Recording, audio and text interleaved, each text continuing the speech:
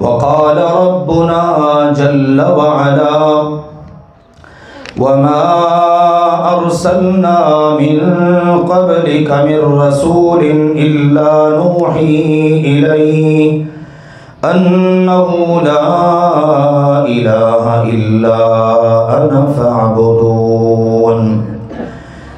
ہمارے پیارے رب سبحانہ و تعالی نے ارشاد فرمایا وَمَا أَرْسَلْنَا مِن قَبْلِكَ مِن رَّسُولٍ إِلَّا نُوحِي إِلَيْهِ، اے ہمارے مصطفیٰ جی ہم نے آپ سے پہلے بھی جتنے رسول بھیجے سب کی طرف ہم یہی وحی کرتے رہے أَنَّهُ لَا إِلَٰهَ إِلَّا أَنَا فَاعْبُدُونِ، کہ جا کر اپنی اپنی قوم کو بتا دو اللہ کا یہ فرمان ہے کہ میرے علاوہ کوئی معبود نہیں، لہذا تم سب میری ہی عبادت کرو۔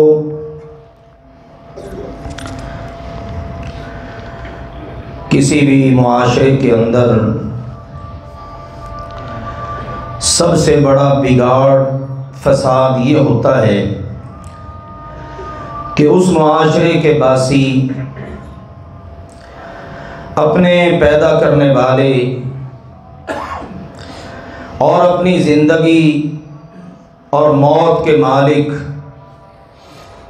ہر چیز کے مالک اس کا حق بھول جائیں،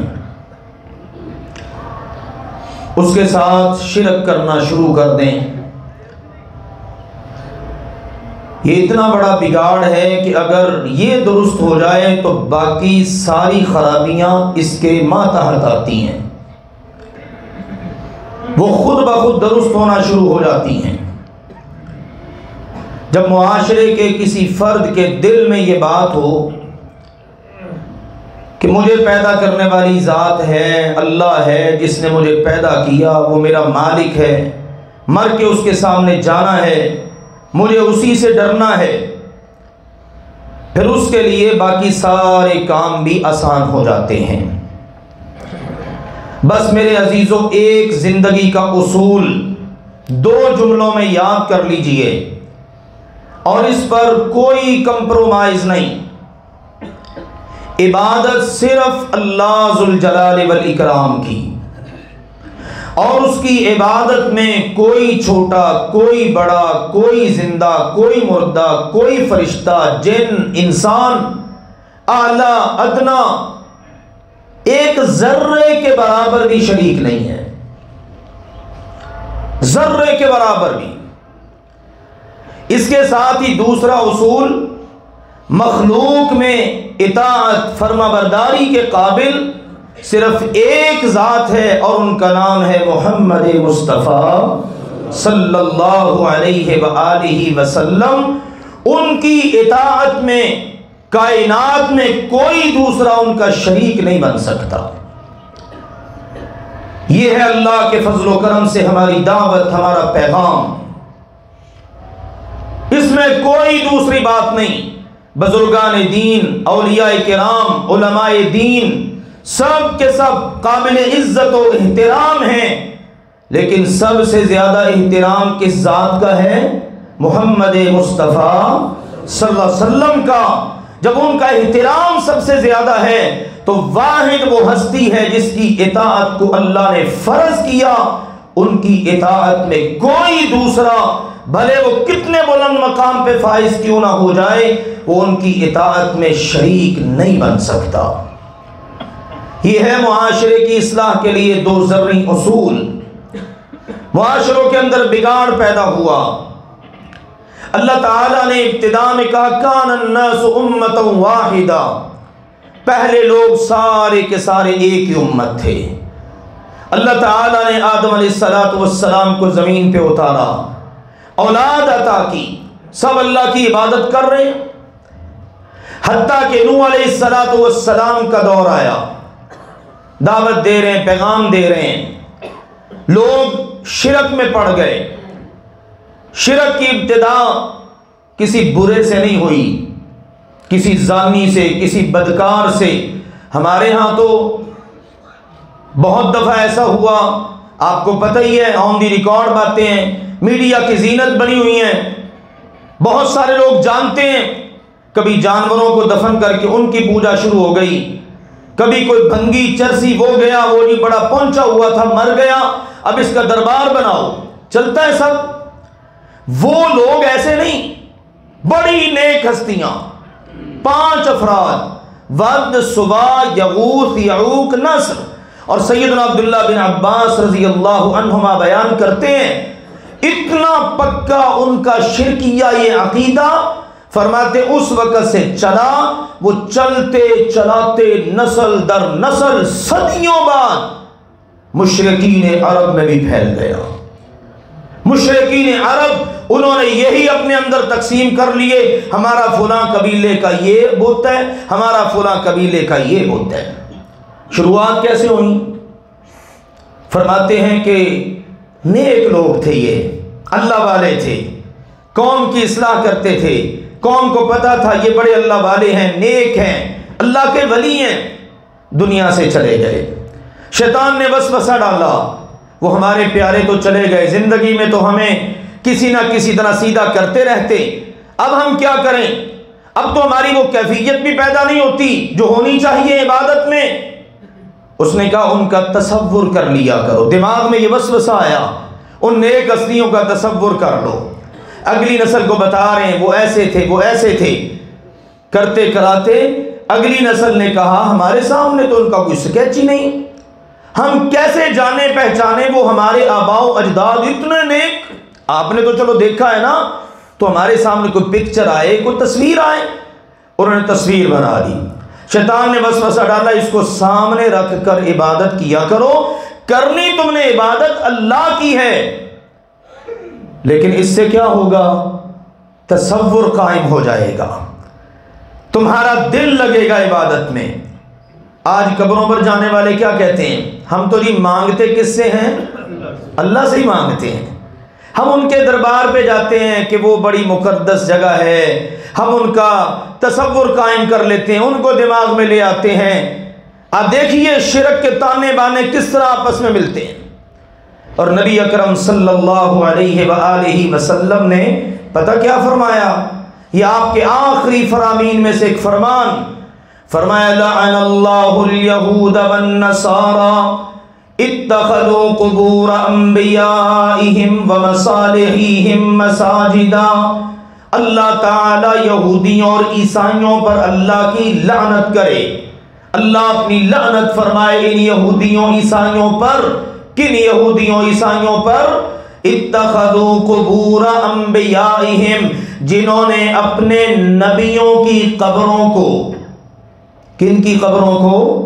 نبیوں کی، کوئی عام لوگ نہیں، نبیوں کی قبریں، اور دوسرے نمبر پر ومصالحہم، اور اپنے نیک لوگوں کی قبریں، ان کو کیا بنا لیا؟ مساجدہ، مسجدیں، سجدہ گاہ بنا لیا، وہاں جا کر اہتمام سے نمازیں پڑھتے، وہاں جا کر دعا کرتے، تصور یہ قائم کر لیا ہماری اللہ سنتا نہیں، ان کی اللہ موڑتا نہیں، جیسے آج بھی ہے۔ دیکھیے قرآن، سبحان اللہ، کیسی پیاری کتاب ہے ہماری، اللہ نے بتایا اس میں وہ مرض۔ آپ ان سے پوچھو کیوں عبادت کرتے ہو بھائی ان کی، کیوں وہاں جاتے ہو؟ پتہ کیا کہتے ہیں؟ ما نعبدهم الا ليقربونا الى الله زلفى، بات یہ ہے ہم ان کی عبادت نہیں کرتے، عبادت تو ہم اللہ ہی کی کرتے ہیں، لیکن وہاں چلے جاتے ہیں اس لیے جاتے ہیں تاکہ یہ ہمیں اللہ کے قریب کر دیں۔ ہم بڑے گناہگار ہیں، بڑے دور ہیں، بڑے سیاہکار ہیں، ہم کس طرح جائیں؟ یہ ہمارا ہاتھ پکڑ کے ہمیں اللہ کے قریب کر دیں گے، بس ہم تو اس لیے جاتے ہیں۔ تو وہاں بھی یہی کچھ۔ اب اگلی نسل آئی، انہوں نے کہا اچھا، اب وہ تصور تو بھول گئے، نسل در نسل شرک پھر شروع کیسے ہوا؟ اسی طرح شروع ہو گیا۔ اگلی نسل ان کا اچھا یہ تھے جن کے ہمارے بڑے پوجا کرتے تھے، انہوں نے ان کی عبادت شروع کر دی، یہاں سے بت پرستی انسانوں میں پھیل گئی۔ اب اللہ کا نبی نوح علیہ السلام انتہائی اعلیٰ اقدار، روایات، اخلاق کا پیکر، ایک دن دو دن نہیں، 950 سال دعوت دی، ابتدا کی، بتایا، ان کو سمجھایا۔ اللہ نے فرمایا وَلَقَدْ أَرْسَلْنَا نُوحًا إِلَىٰ قَوْمِهِ إِنِّي لَكُمْ نَذِيرٌ مُّبِينٌ أَلَّا تَعْبُدُوا إِلَّا اللَّهَ۔ نوح علیہ السلام، اللہ نے کہا ہم نے ان کو ان کی قوم کی طرف بھیجا، آ کے بتایا، تعارف کروایا، میں تمہیں جو دعوت دے رہا ہوں، میں اللہ کا نمائندہ، اللہ کا پیغامبر، تمہیں ڈرانے والا، خیر خواہ تمہارا، تمہیں خبردار کرنے والا۔ جی پیغام کیا لائے ہیں؟ بھئی میرا پیغام ایک ہی ہے، اللہ تعبدوا الا اللہ۔ یہ جو تمہارے اندر بگاڑ پیدا ہو گیا، فساد، تم اپنے پیدا کرنے والے کی نعمت حرامی کر رہے ہو، تم اپنے پیدا کرنے والے کی عبادت میں شریک بنا رہے ہو۔ کبھی اپنے باپ کا بھی کسی کو شریک بنایا جس کے نطفے سے پیدا ہوئے ہو؟ تو اس ذات کا شریک کیوں بناتے ہو جس کا کوئی شریک ہے ہی نہیں؟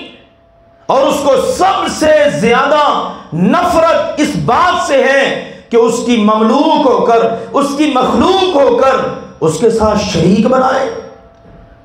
ہمارے پیارے نبی صلی اللہ علیہ وسلم سے سوال ہوا، اللہ کے پیارے نبی نے ہمیں ذرا بتائیے ای الذنب اعظم، 14 طبق کے اندر سب سے بڑا گناہ کون سا ہے؟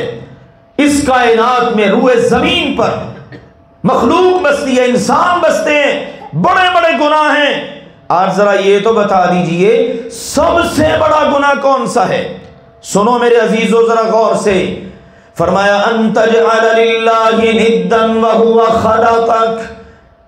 سائل سوال کرنے والے، سب سے بڑا گناہ یہ ہے تو اللہ کے ساتھ کسی کو شریک بنائے، حالانکہ تجھے پیدا اللہ اکیلے نے کیا ہے۔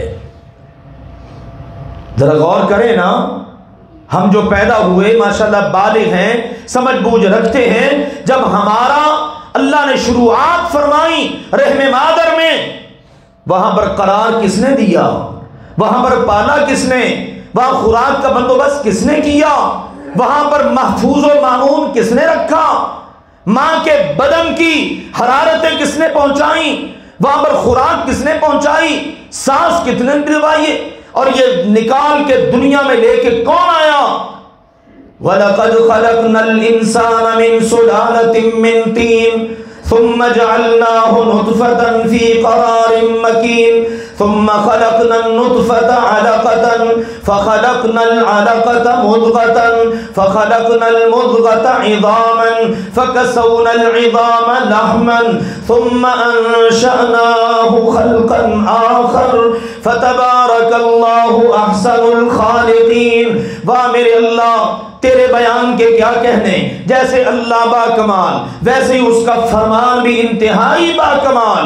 انسان ذرا غور تو کر، یہ پانی کا حقیر سا قطرہ رحم مادر میں، مضبوط جگہ میں، مضبوط ٹھکانے پر کس نے ٹھہرایا؟ اللہ نے۔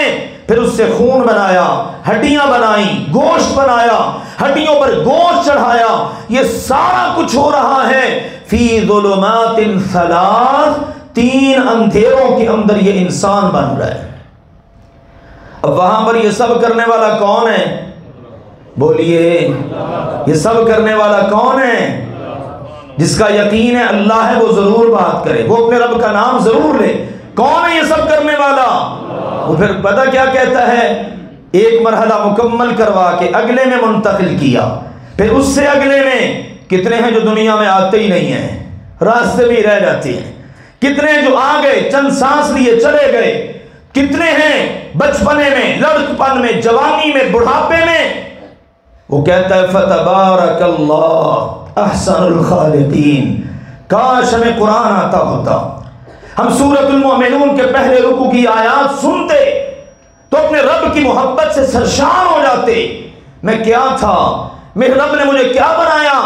افرأیتم ما تمنون اانتم تخلقونہ ام نحن الخالقون۔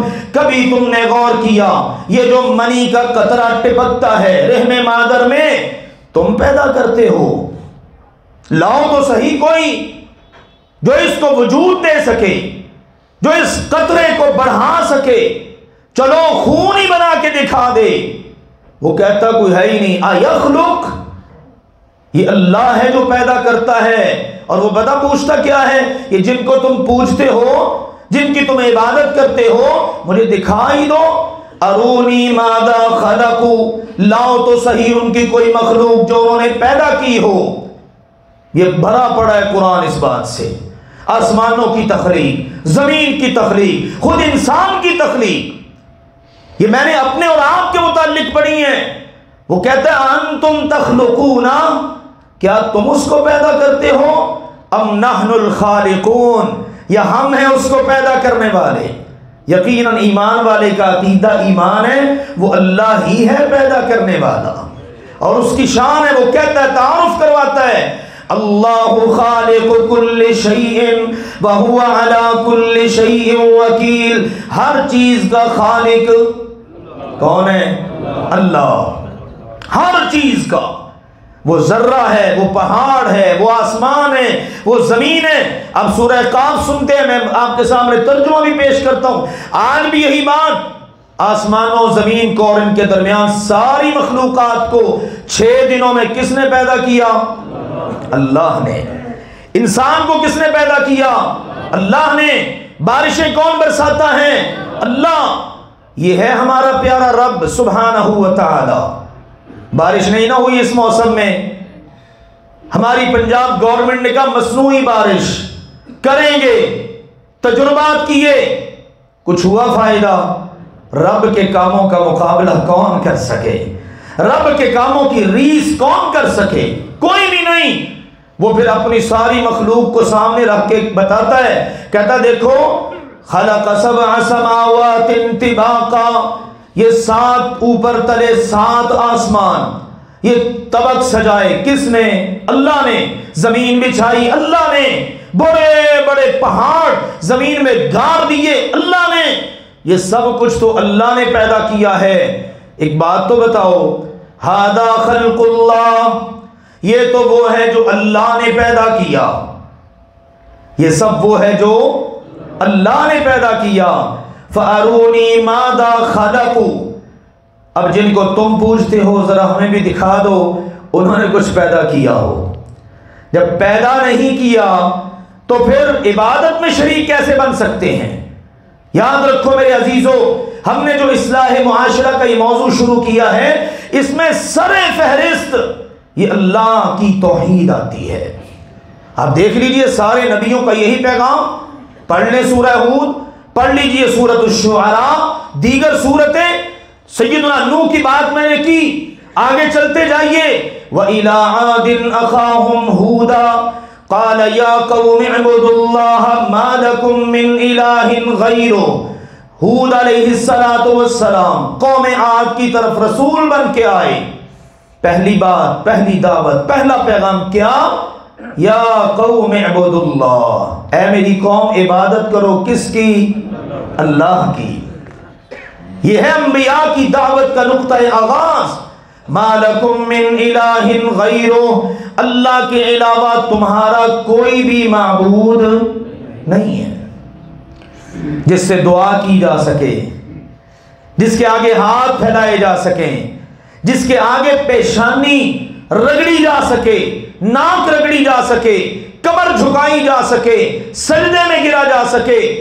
یہ اگر کوئی ذات ہے تو وہ صرف ایک ہے، اور اس کا نام ہے اللہ ذو الجلال والاکرام. سیدنا صالح علیہ السلام وَإِلَىٰ ثَمُودَ أَخَاهُمْ صَالِحًا قَالَ يَا قَوْمِ اعْبُدُوا اللَّهَ مَا لَكُم مِّنْ إِلَٰهٍ غَيْرُهُ. قوم سمود کی طرف عظیم المرتبت پیغمبر، قوم کی آنکھوں کا تارا صالح علیہ السلام دعوت دی. پہلا پیغام، پہلا خطاب کیا، میری قوم اللہ کی عبادت کرو، اس کے علاوہ تمہارا کوئی معبود نہیں. ابراہیم علیہ السلام، لوط علیہ السلام، شعیب علیہ السلام، موسیٰ علیہ السلام. آپ دیکھیے یوسف علیہ السلام. یہ سورہ ہود، اگلی سورہ یوسف علیہ السلام کا ذکر خیر. چلے گئے جیل میں، پابند سلاسل ہیں. خواب آیا 2 بندوں کو، اب ان دو بندوں کا خواب سن کر کہتے ہیں تعبیر تو تمہیں میں بتاؤں گا بعد میں، پہلے مجھے یہ بتاؤ، ایک سوال ہے تمہارے سامنے، اگر ایک طرف بہت سارے جھوٹے معبود ہوں بکھرے ہوئے، کوئی کہیں کوئی کہیں، اور ایک طرف ایک اکیلا ہو، کون بہتر ہے؟ یا صاحبی السجن ارباب متفرقون خیر ام اللہ الواحد القہار، اے میرے جیل کے دو ساتھیوں، آج ایک مسئلہ تو بتاؤ، تم نے بھی میرے ساتھ باتیں کی ہیں، بڑی ہماری آپس میں انڈرسٹینڈنگ ہو گئی جیل میں رہتے ہوئے، تمہیں لگا میں تمہارے خواب کی تعبیر بتاؤں گا ضرور، لیکن پہلے مجھے یہ بتاؤ، اگر بہت سارے رب ہوں بکھرے ہوئے اور ایک طرف ایک اکیلا اللہ ہو جو بڑا غالب ہو، کون بہتر ہے؟ واقعی جواب یہی تھا، ہر عقل مند کا جواب یہی ہے، ایک ہی بہتر ہے۔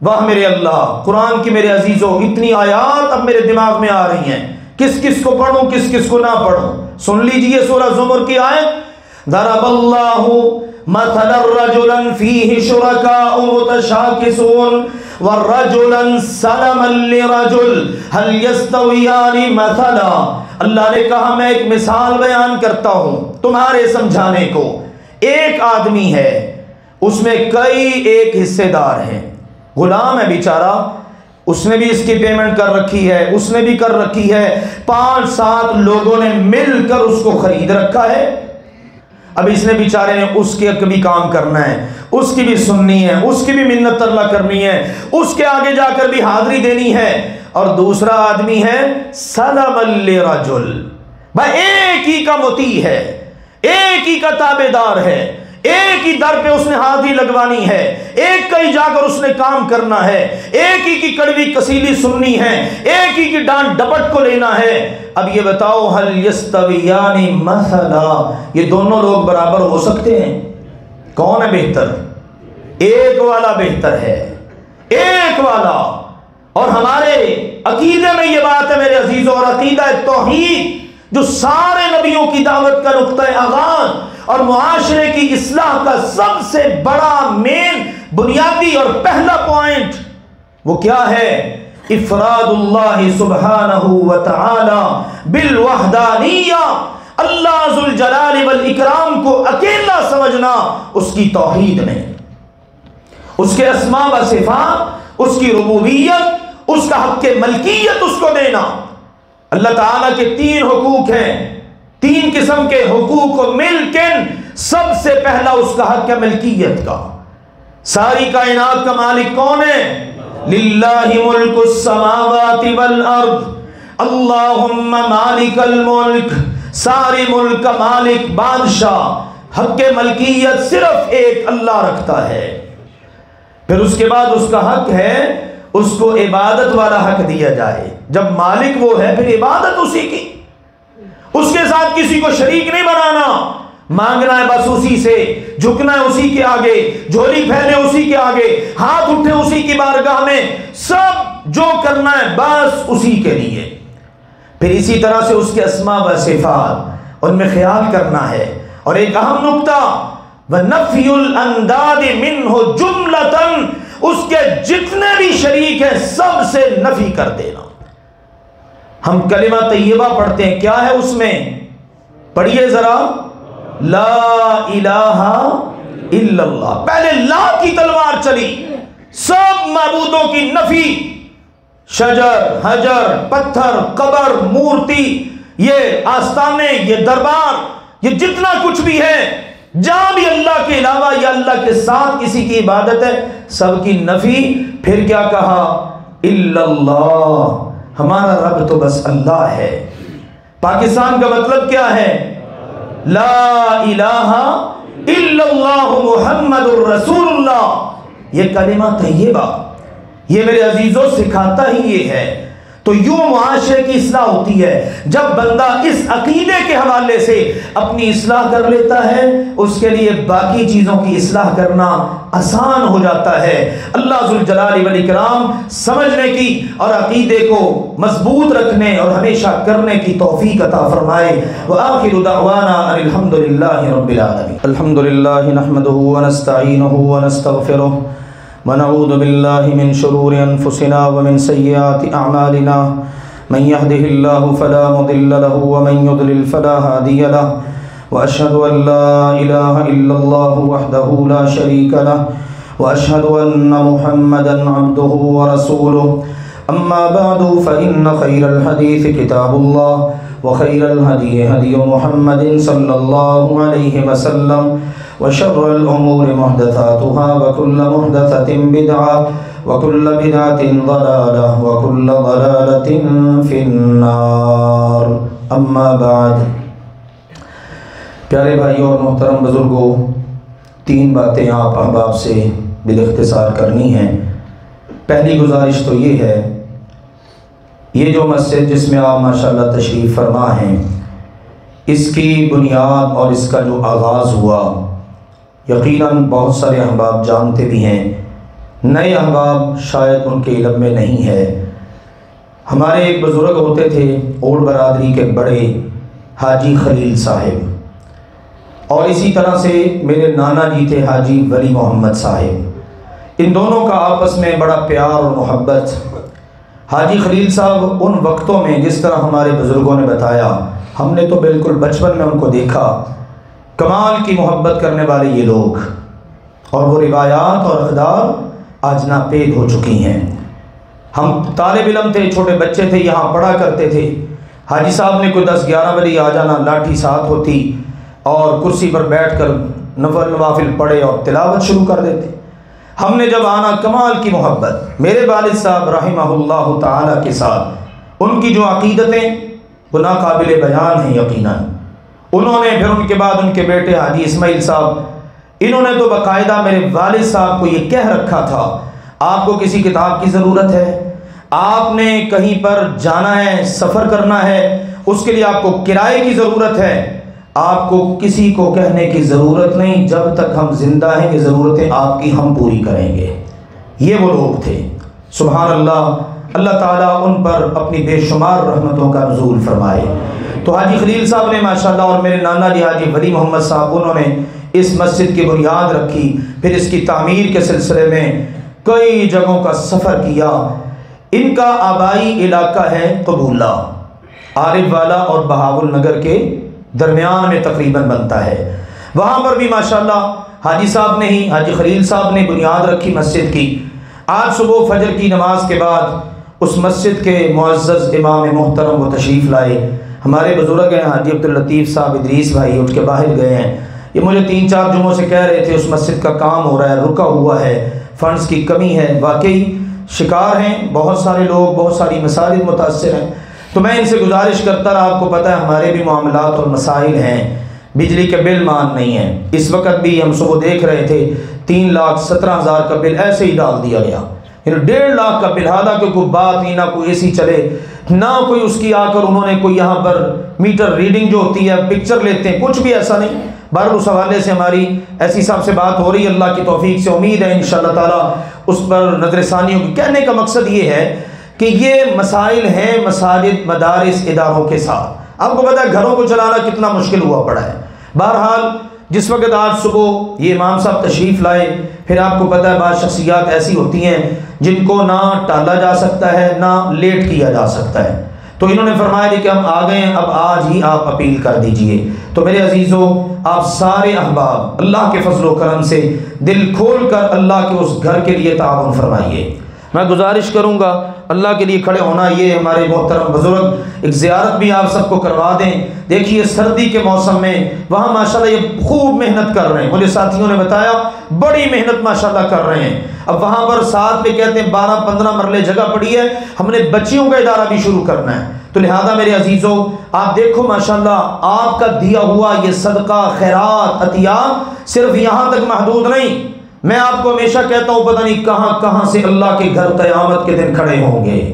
ہمارے پاس بھی ان کے احتیاط پہنچے، یا اللہ ہم میں بھی احتیاط پہنچے، اور یہ اللہ ہے جو ان ساری گواہیوں کو مکمل کر کے انشاءاللہ اپنی شایان شان نوازے گا۔ تو سارے احباب، یہ پیچھے والے احباب ذرا ہمت کریں، اللہ آپ سب کو جزائے خیر دے، کوئی میرا بھائی پیچھے نہ رہے اس سلسلے میں۔ یہ بچے بھی آ رہے ہیں، بے شک ان کے ساتھ اپنا تعاون پیش کر دیں۔ اس جھولی میں آپ نے اسی مقصد کے لیے آج انشاءاللہ تعالی یہ امانتیں ڈالنی ہیں۔ اللہ آپ سب کو برکتیں عطا فرمائے۔ انشاءاللہ اللہ کے گھر کا کام وہاں پر مکمل ہوگا، ہمارا ڈبل حصہ بنتا ہے۔ ایک تو اس لحاظ سے کہ جو مسجد ہے اس کے بانی تھے، اور اسی طرح سے وہ ان کا آبائی علاقہ، پھر یہ ہمارے محترم یہ پورا وفد تشریف لائے، الحمدللہ اللہ ان کو جزائے خیر دے۔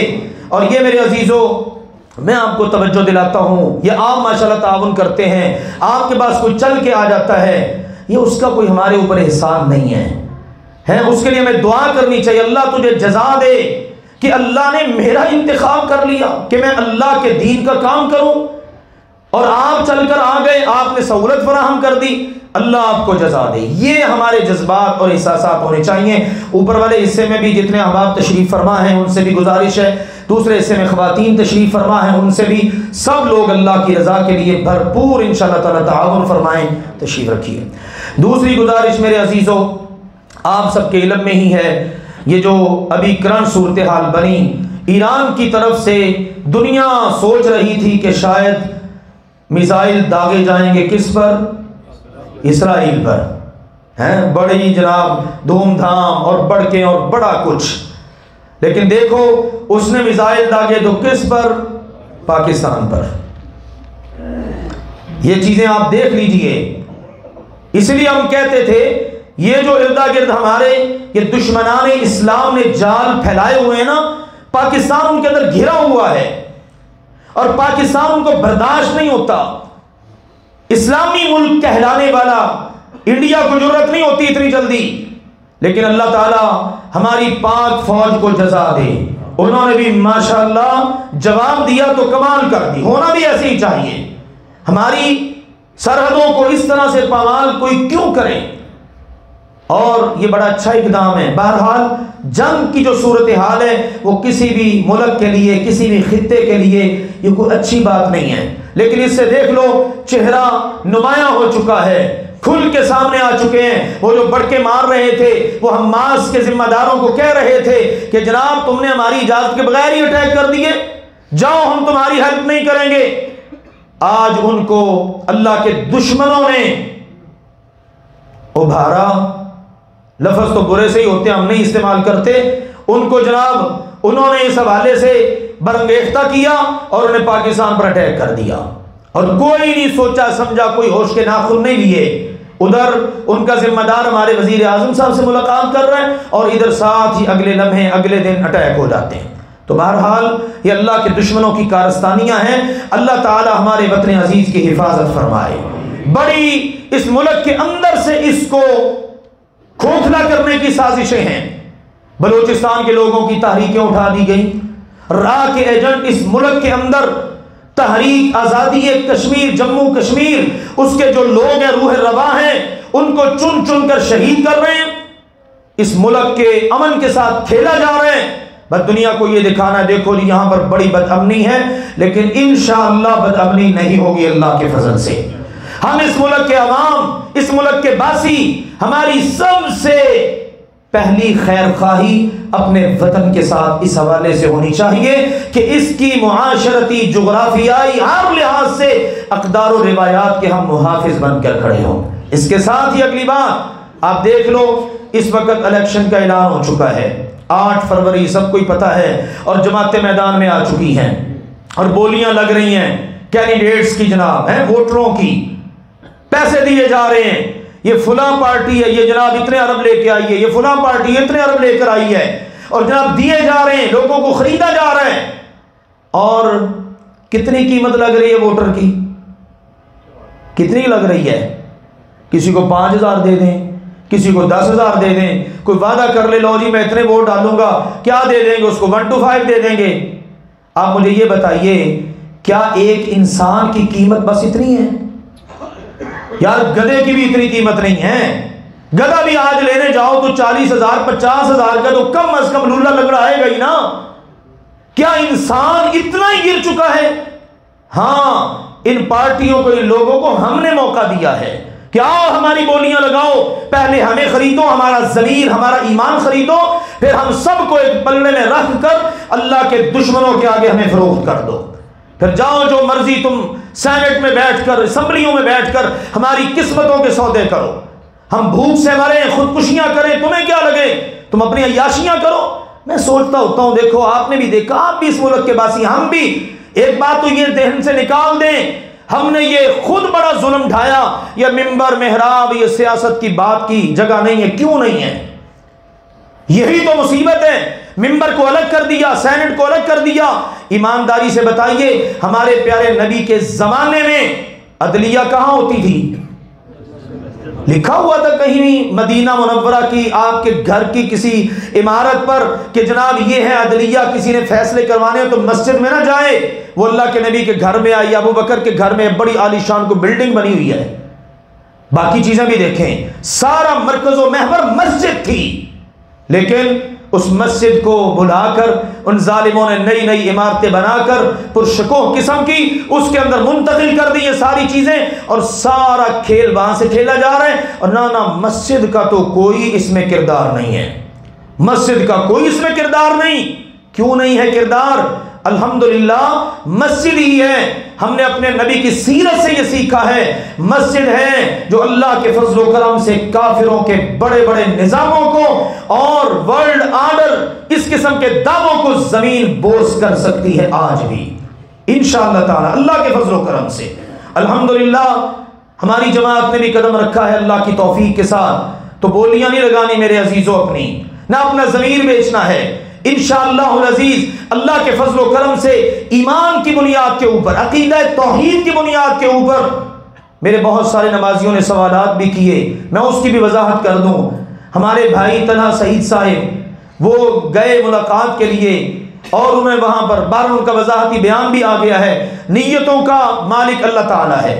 ہمیں ذاتی طور پر اس کا بڑا دکھ لگا، پوری جماعت نے دکھ محسوس کیا، لیکن ان کی پھر وضاحت آ گئی، جب کوئی بندہ وضاحت کر دے پھر اس کو لے لینا چاہیے، باقی اس کا معاملہ اللہ کے ساتھ ہے۔ بہرحال یہ اقدام اچھا نہیں ہے۔ اب دیکھو نا، اس طرح سے قبروں پر جانا اور ان کو راضی کرنے کی کوشش کرنا، اگرچہ ان کا کہنا انہوں نے مجھے کہا دعا کے لیے تو میں نے دعا کر دی، بہرحال یہ ان کا ایک اپنا فعل ہے، یہ جماعتی موقف نہیں ہے۔ الحمدللہ عقیدہ توحید آپ سب جانتے ہیں، ہماری جماعت نے الحمدللہ بچوں کی جو تربیت کی، تربیت گاہوں میں آپ جاتے تھے، آپ جو چند دن وہاں پر گزارتے تھے، کتنی بڑی تعداد ہے جو ان علاقوں سے، اس ماحول سے نکلتی اور وہاں پر چند دن اپنے استادوں کے ساتھ وقت گزار کے آتے، تو ماشاءاللہ کئی سالوں کے موحدین سے زیادہ مضبوط موحد ہوتے تھے۔ وہ لوگ جو اللہ کے فضل و کرم سے ہندوستان کے کروڑوں بتوں کو پاش کرنے کا عزم رکھتے ہیں، ان کے دل میں اس قسم کا قطعاً کوئی خیال نہیں۔ یہ بہرحال خطا ہو جاتی ہے، غلطی ہو جاتی ہے، اللہ تعالیٰ معاف کرنے پر پوری طرح قادر ہے۔ اس بات کی مسرت ہوئی، انہوں نے بڑے خوش اسلوبی کے ساتھ وضاحتی بیان بھی دیا اور اس کو تسلیم بھی کیا۔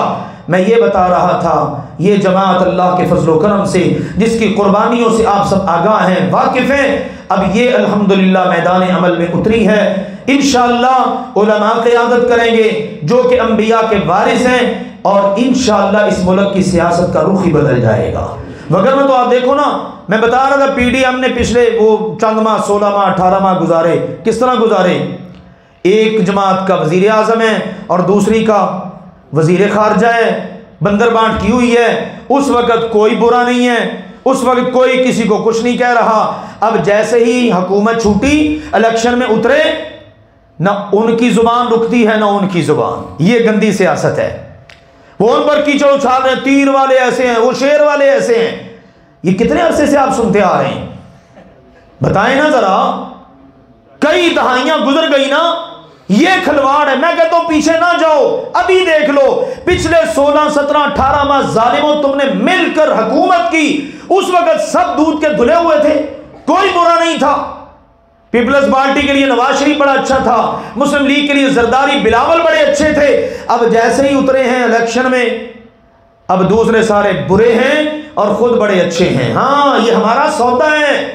اربوں لے کر پنجاب میں اترے اور لوگوں کو دے رہے ہیں، خرید رہے ہیں۔ انشاءاللہ العزیز اب اس قوم کو سمجھ لینا چاہیے کہ ہم نے انشاءاللہ ان کے ہاتھوں بکاؤ مال نہیں بننا، ٹھیک ہے نا انشاءاللہ تعالی۔ یہ آپ نے اپنے ضمیر اور ایمان کا سودا کرنا ہے، اپنے دل سے پوچھنا ہے یار یہ کیا کھلواڑ ہمارے ساتھ ہو رہا ہے۔ ہمیں ان ظالموں نے الو بنایا ہوا ہے، بے وقوف سمجھتے ہیں کہ جب چاہیں، جب الیکشن کا موقع ہے ہماری اس طرح قیمتیں لگاتے ہیں۔ تو انشاءاللہ اس ماحول سے نکلنا ہے اور اپنے معاشرے کے اندر اس دعوت کو عام کرنا ہے۔ قربانیاں دینے والی اللہ کے فضل و کرم سے جماعت جس کے ہزاروں شہداء ہیں، اور الحمدللہ جب بھی اس ملک پر کوئی آفت آئی، سیلاب آیا، زلزلہ آیا، اس ملک پر دہشت گردوں کے اٹیک ہوئے، خودکش دھماکے ہوئے، سب سے آگے کون تھا کہ جس نے آ کے کہا یہ جو تم سکولوں پر اٹیک کر رہے ہو، بازاروں میں کر رہے ہو، یہ جہاد نہیں، یہ فساد ہے۔ جس نے کہا یہ پاکستان اللہ کی بہت بڑی نعمت ہے۔ کس نے دشمن کی، ہندوستان کی آنکھوں میں آنکھیں ڈال کر اس کو منہ توڑ جواب دیا؟ کس نے سیلابوں کے اندر لوگوں کی مدد کی؟ کس نے اپنے جوانوں کو اتارا، پانیوں سے گزر کر، کشتیوں پر جا کر، دور دراز کے سفر کر کے ان تک امانتیں پہنچائیں؟ کون ہے جو آج بھی فلسطینی مسلمانوں کے ساتھ الحمدللہ وہ مدد کر رہے ہیں؟ ان کی کیا آپ کی سوچ ہے؟ وقت آئے گا، بہت ساری چیزیں سامنے آئیں گی، تو آئیے یہ ہماری دعوت ہے، یہ ہمارا پیغام ہے۔ انشاءاللہ منشور سب کے ہی ہیں، ہمارا منشور بھی ہے۔ آپ کو بھی نماز کے بعد انشاءاللہ پمفلٹ بھی ملیں گے، آپ اس کو پڑھیے گا، دیکھیے گا، آپ کا ویژن انشاءاللہ کلیئر ہوگا۔ اللہ ذوالجلال والاکرام اس ملک کی حفاظت فرمائے، اللہ تعالی ہمارے بیماروں کو شفا عطا فرمائے، اللہ تعالی ہمارے فوت شدگان کی مغفرت فرمائے، اللہ ذوالجلال والاکرام دین اسلام کو غلبہ عطا فرمائے۔ اللہم اعز الاسلام والمسلمین، اللہم انصر المسلمین المستضعفین فی کل مکان، اللہم انصر عبادک الموحدین المجاہدین فی غزہ وفی فلسطین وفی کل مکان۔ ایک بچے نے ماشاءاللہ آج اپنا قرآن پاک کی حفظ مکمل کیا ہے، ابھی مجھے ممبر پر بیٹھے ہوئے اس بچے نے پرچی دی، تو انشاءاللہ نماز جمعہ کے فوراً بعد ہم اس بچے کا آخری سبق سنیں گے۔ آپ سے ہمیشہ کی طرح آج بھی اس محبت کے ثبوت کی درخواست ہے، چند لمحوں کے لیے تشریف رکھیے گا اور اس بیٹے کا آخری سبق سن کے جائیے۔ وآخر دعوانا ان الحمدللہ رب العالمین۔